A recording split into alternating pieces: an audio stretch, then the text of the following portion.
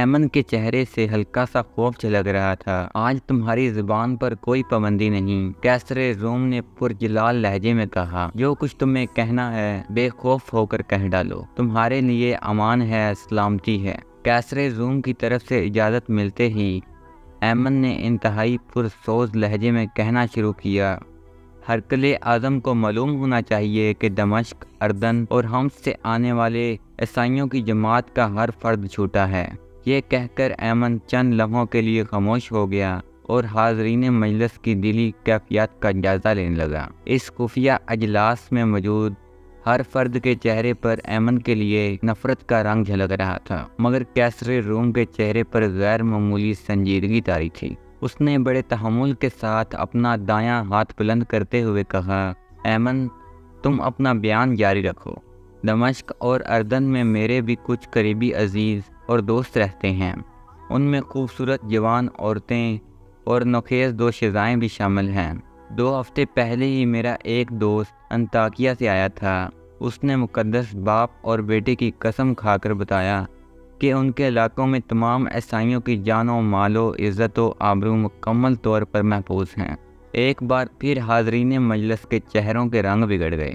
وہ ایمن کے زبان سے مسلمانوں کی وحشت و درندگی کے فرضی افسانے سننا چاہتے تھے، مگر جب ایمن نے اپنے ایک دوست کے حوالے سے مقدس باپ اور بیٹے کو درمیان میں لا کر مسلمانوں کی بے مثال رواداری اور کریمانہ عمل کا ذکر کیا تو ان کے سینوں میں نفرت و عصیبت کی آگ کے شعلے بھڑکنے لگے۔ اس کے برعکس قیصر روم کے چہرے پر حیرت و سکوت کا رنگ نمایاں تھا۔ ایمن نے مختصر سے سکوت کے بعد دوبارہ سلسلہ کلام جوڑتے ہوئے کہا، ہرقل اعظم، میں نہایت اذیت و کرب اور ندامت کے ساتھ اس حقیقت کا انکشاف کر رہا ہوں کہ ہم میں سے اکثر لوگ شراب پیتے ہیں، دن رات بدکاریوں میں مبتلا رہتے ہیں، وعدہ کر کے بڑی بے حیائی سے اسے توڑ دیتے ہیں، ضعیفوں کو ستاتے ہیں اور کمزوروں پر ظلم ڈھاتے ہیں۔ اس کے برعکس مسلمانوں کا یہ حال ہے کہ جب کسی سے عہد کر لیتے ہیں تو اسے نبھانے کے لیے اپنی جان تک دے دیتے ہیں۔ ان کا اخلاق ہم سے کہیں زیادہ بلند اور ان کا سلوک ہم سے کہیں زیادہ بہتر ہے۔ وہ رات کو عبادت کرتے ہیں اور دن میں روزہ رکھتے ہیں۔ وہ کسی پر ظلم نہیں ڈھاتے بلکہ اپنے بدترین دشمنوں کو بھی معاف کر دیتے ہیں۔ ان کے یہاں رنگ و نسل اور قبیلہ و خاندان کی کوئی تفریق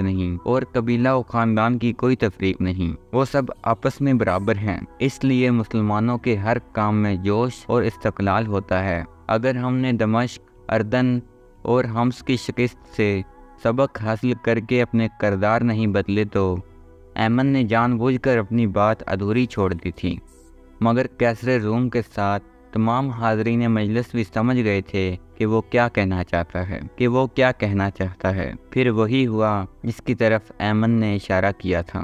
رومی عیسائیوں نے اپنی عادتیں نہیں بدلیں، یہاں تک کہ اللہ تعالیٰ نے ان کی حکومت بدل ڈالی۔ مسلمانوں کی مسلسل فتوحات کی خبریں سن کر قیصر روم گھبرا گیا اور پھر اس نے بڑی عجلت کے ساتھ شام چھوڑ کر قسطنطنیہ جانے کا فیصلہ کر لیا۔ جب انطاکیہ اور گرد و نواح کے عیسائیوں کو بادشاہ کے ارادے کی اطلاع ملی تو وہ قطار در قطار محل کے صدر دروازے پر جمع ہو کر گریہ وزاری کرنے لگے۔ یہ منظر دیکھ کر قیصر روم کی مذہبی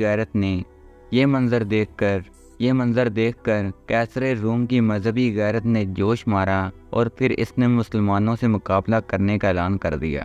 فوراً ہی برق رفتار قاصدان علاقوں کی طرف روانہ ہو گئے جو قیصر روم کے زیر نگیں تھے۔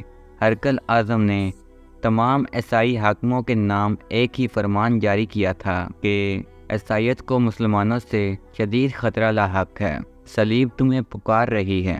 قیصر کے اس فرمان نے عیسائیوں کے مذہبی جذبات میں آگ لگا دی اور وہ طوفان برق و باد کی طرح انطاکیہ پہنچ گئے۔ رومیوں کی پرجوش جنگی تیاریاں دیکھ کر لشکر اسلام کے سالار حضرت ابو عبیدہ رضی اللہ عنہ نے اپنے تمام فوجی افسروں کو طلب کر کے ان سے مشورہ کیا کہ اس صورتحال میں کیا حکمت عملی اختیار کی جائے۔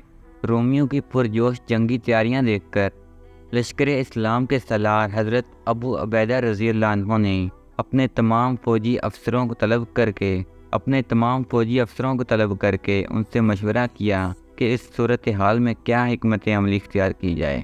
ہر افسر نے اپنے ذہن کی رسائی کے مطابق مختلف رائے پیش کی۔ بالآخر طویل بحث و تمہیز کے بعد امور جنگ کے سارے ماہرین اس بات پر متفق ہو گئے کہ مختلف محاذوں پر تعینات مسلمان سپاہیوں کو ایک مخصوص مقام پر جمع کر لیا جائے۔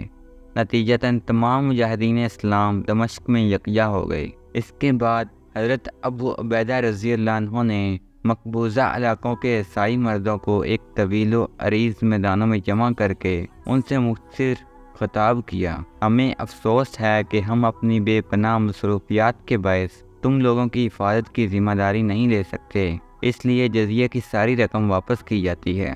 حضرت ابو عبیدہ رضی اللہ عنہ کی تقریر سن کر تمام عیسائی رونے لگے۔